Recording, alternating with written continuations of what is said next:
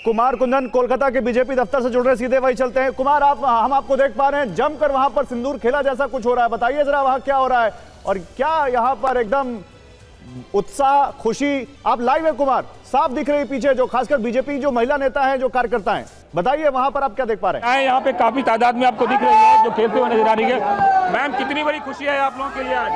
बहुत ज्यादा खुश है क्योंकि हम लोग 15 साल से हम लोग झाई रही है, जो मेरा इज्जत नहीं मिलते। आप लोग जानते हैं शायद बांग्ला में 2013 में कामदूनी में घटना घटी थी, एक कॉलेज लड़की के साथ बलात्कार हुआ था, तब भी हम लोग आंदोलन किया था। यही राज्य का मुख्यमंत्री जो थी वो हम लोग को कंठरोध करने के लिए मिथ्या मामला दिया था, जेल भी खाटी, वो खून का हुमकी भी दिया था। हम लोग इज्जत के साथ बांग्ला में रहने, इज्जत के लिए आप लोगों ने अवश्य इज्जत चाहती हैं। मैम कितनी बड़ी जीत है आप लोगों के लिए?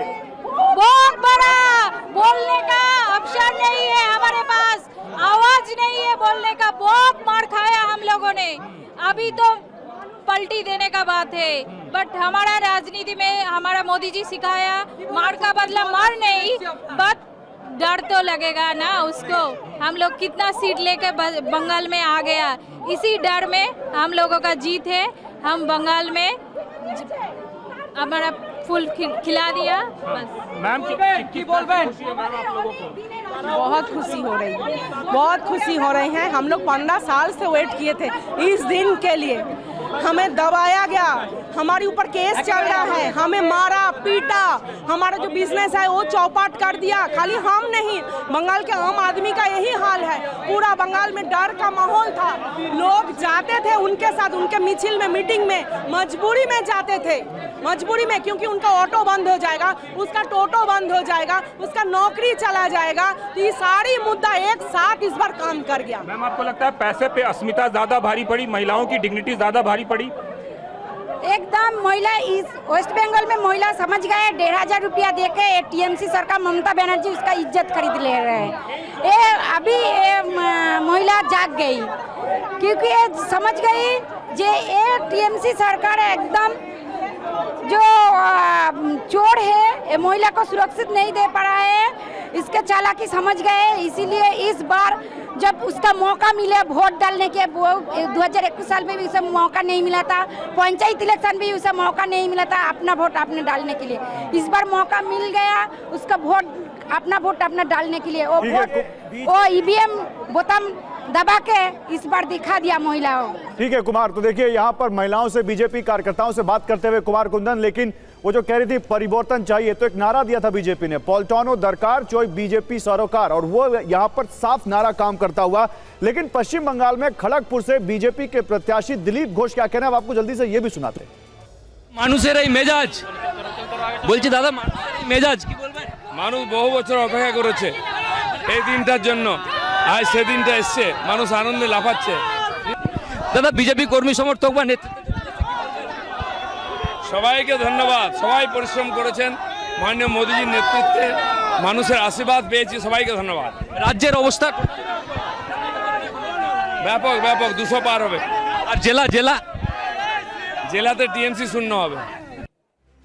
तो जो महिला वोटर संतोष जॉय जी पूरी तरह से इंटैक्ट नजर आई पिछले 15 सालों में ममता बनर्जी के साथ, टीएमसी के साथ, उस गठबंधन को कैसे तोड़ा भारतीय जनता पार्टी ने, उसमें कैसे सफलता हासिल की, यह भी एक बड़ा सवाल है। क्योंकि महिला अस्मिता के बाद बंगाली अस्मिता को जिस तरह से जोड़ने में कामयाब। फिलहाल दिल्ली बीजेपी दफ्तर से तस्वीरें आ रही हैं, आप देख सकते हैं दिल्ली बीजेपी के नेता इस वक्त हमें दिखाई दे रहे हैं, बग्गा दिखाई दे रहे हैं, कुछ दूसरे नेता हैं।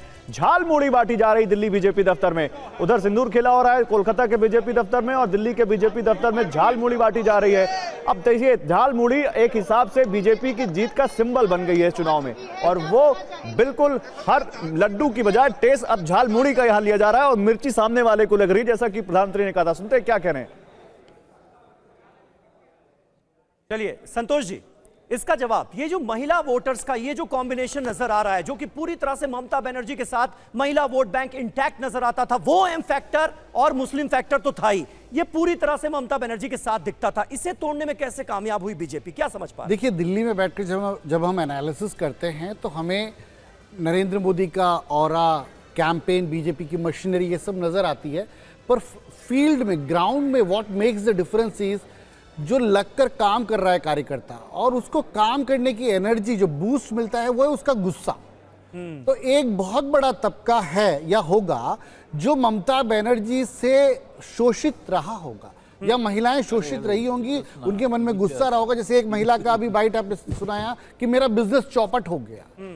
होता क्या है वेस्ट बंगाल की जो पॉलिटिक्स, जो मेरे सीनियर यहाँ पर है वो बता सकते हैं कि कांग्रेस से लेफ्ट और लेफ्ट से ममता, जब ये पॉलिटिक्स शिफ्ट होती है तो कैडर तो वही रहता है, अपने लॉयल कैडर रहता है, पर कुछ मर्सनरीज होते हैं जो कांग्रेस के मर्सनरीज थे, वो रंग बदल कर लेफ्ट के मर्सनरीज बन गए, और वही मर्सनरीज फिर ममता की हो गई। अब संचार के माध्यम बढ़ चुके हैं, थिंग्स आर नॉट दैट कि आप 40 साल राज कर लेंगे और आपका जो आयरन हैंड फिस्ट रूल है वो कोई चैलेंज नहीं करेगा। Things have changed.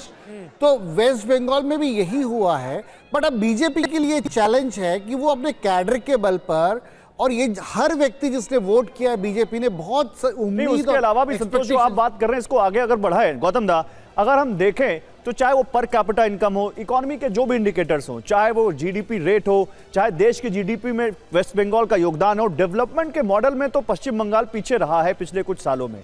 तो क्या बीजेपी ने जो सपने दिखाए हैं, चाहे विकास के, चाहे वो दूसरे सपने जो दिखाए हैं इंडस्ट्री लाने के, जॉब लाने के, उनके लिए ये एक बड़ा चैलेंज होगा पश्चिम बंगाल में लाना? निश्चित तौर पे पश्चिम बंगाल से 22 लाख लोग अगर बाहर जाते हैं काम करने के लिए, उद्योग नहीं है। उद्योग ऐसे ममता बनर्जी के समय में कुछ स्टार्टअप तय हुआ है, कुछ आईटी सेक्टर में कुछ डेवलपमेंट हुआ है, लेकिन बड़े इंडस्ट्री कुछ आया नहीं है। हुआ ये तो लेफ्ट फ्रंट का जमाने से ही नहीं हुआ है। लास्ट उसका हुआ था हल्दिया पेट्रोकेमिकल, ज्योति बाबू का जमाने में।